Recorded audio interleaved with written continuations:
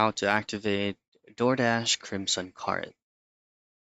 Now, without further ado, let's go right into it and how you can easily activate your Crimson Card on DoorDash.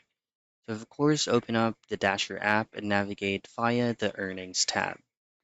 Now, select DoorDash Crimson from the available options and then look for Activate Card or similar option that you can see on your Dasher screen.